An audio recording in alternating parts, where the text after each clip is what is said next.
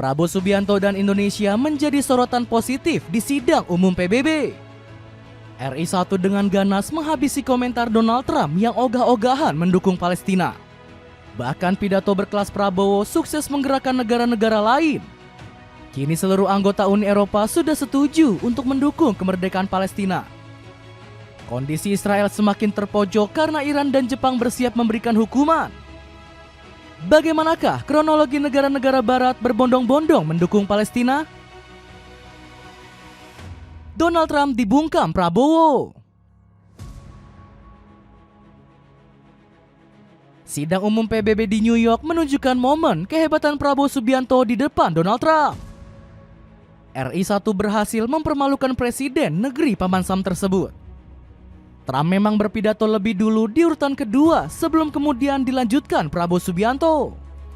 Keduanya terlihat berbeda pandangan saat menyampaikan pidatonya di depan forum. Lewat pidatonya, Trump berkali-kali mengoceh tentang peran penting Amerika Serikat di perdamaian dunia. Bahkan pria berambut pirang tersebut menganggap PBB cuma omon-omon tanpa aksi nyata. Komentar Trump yang paling ngawur terjadi saat berbicara tentang kedaulatan Palestina. Dirinya meminta Hamas membebaskan terlebih dahulu para sandera jika ingin merdeka.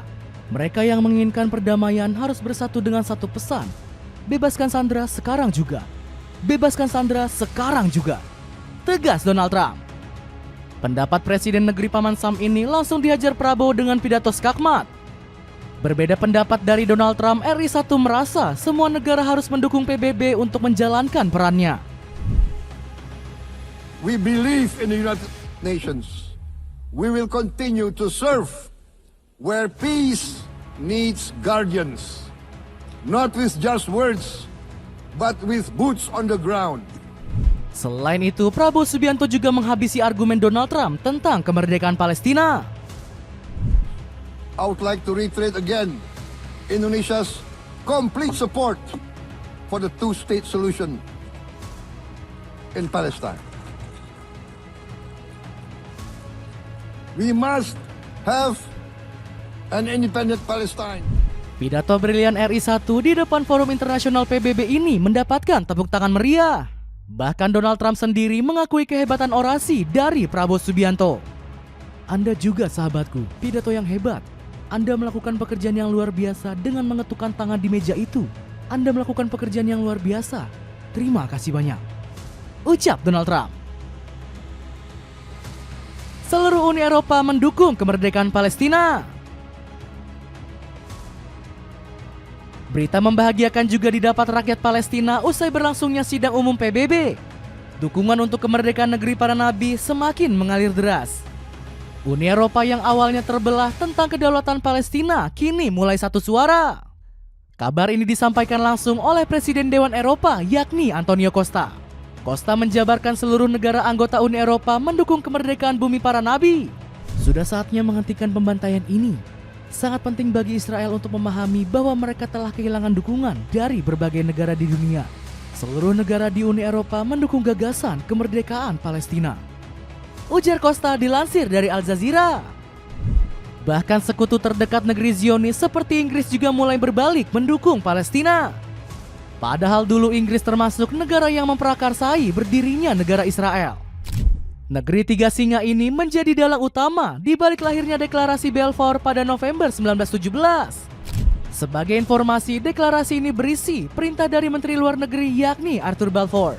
Perintah tersebut dikirimkan lewat surat kepada bankir Yahudi bernama Lord Rothschild.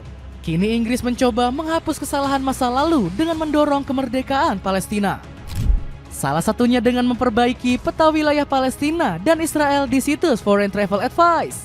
Website milik pemerintah Inggris ini sudah mengakui titik-titik wilayah yang menjadi area Palestina. Selain itu, Polandia juga mendukung Palestina lewat tekanan pada Israel. Polandia meminta negeri Zionis untuk segera membuka akses bantuan kemanusiaan bagi warga Gaza. Tuntutan ini juga disuarakan oleh negara-negara Eropa lainnya dan juga Kanada. Rencana licik Israel menguasai Palestina buyar. Kecaman keras dari Uni Eropa nyatanya belum cukup untuk menyadarkan Israel. Pasalnya negeri Zionis masih bernafsu menancapkan kekuasaannya di Palestina. Sebut saja wilayah tepi barat yang berusaha dicaplok lewat skema pembangunan ribuan rumah. Gagasan ini sejatinya sudah lahir sejak tahun 90-an dengan rencana awal 2.500 hunian. Niat busuk ini kemudian dihidupkan kembali oleh Bezalel Smotrich selaku Menteri Keuangan Israel. Salah satu tangan kanan Benyamin Netanyahu ini berencana membangun 3.400 rumah sekaligus. Tanpa basa-basi, ide ngawur ini langsung ditentang oleh pemerintah Prancis dan Arab Saudi. Alasannya karena pengambilan wilayah secara paksa bakal menghancurkan mimpi pendirian negara Palestina. Segala bentuk aneksasi merupakan garis merah yang punya konsekuensi serius kepada perjanjian damai. Publik internasional harus segera bertindak. Bunyi pernyataan bersama Prancis dan Arab Saudi. Tak cuma itu, sejumlah pejabat Eropa juga dikabarkan menentang gebrakan konyol rezim Netanyahu. Jika rezim Netanyahu ingin menghancurkan semua hal di Timur Tengah, mereka harus menanggung konsekuensinya. Ujar pejabat Eropa yang tak disebutkan namanya dilansir dari Channel 12 Israel. Bahkan nafsu bejat Netanyahu juga tak mendapat restu dari Donald Trump selaku sekutu terkuatnya. Presiden Amerika Serikat ini mulai lelah meladeni ambisi Israel yang mencaplok tepi barat. Malahan Trump dikabarkan berjanji bakal menghalau rencana negeri Zionis. Pria berambut pirang ini dilaporkan sudah melobi para pimpinan Timur Tengah di sela-sela sidang umum PBB. Tak cukup di situ, Masoud Pezeshkian selaku Presiden Iran juga ikut mencecar rencana halu Israel. Setelah genosida 2 tahun tanpa henti, penjajahan dan kelaparan massal, kini rencana Israel Raya yang absurd dan delusif dipromosikan tanpa malu oleh para petinggi rezim ini. Dapatkan 3 celana motif corduroy cuma 30 ribuan aja. Cek linknya di bawah ini. Negeri Zionis dijatuhi sanksi banyak negara. Kebahagiaan untuk rakyat Palestina justru dirasakan berbeda oleh warga Israel. Penduduk negeri Zionis sedang terancam karena semua negara kini ingin menghakimi Israel. Jepang marah besar dengan keputusan Israel yang menolak keras kemerdekaan Palestina. Perdana Menteri Jepang Shigeru Ishiba dibuat naik darah dengan sikap biadab negeri Zionis. Saya merasa sangat geram atas pernyataan pejabat tinggi pemerintah Israel yang secara mutlak menolak gagasan pembentukan negara Palestina. Tegas Shigeru. Kemarahan sang Perdana Menteri bisa membuat warga Israel terancam di Jepang. Pasalnya negeri matahari terbit sudah pernah mengeluarkan sanksi berat untuk rakyat Israel. Hal ini terjadi pada tahun 2024 lalu saat Jepang menghukum 4 warga Israel. Mereka dijatuhi sanksi karena terlibat aksi kekerasan di wilayah tepi barat yang saat ini dijajah oleh Israel. Hukuman ini baru pertama kalinya dilakukan oleh negeri matahari terbit terhadap warga Israel.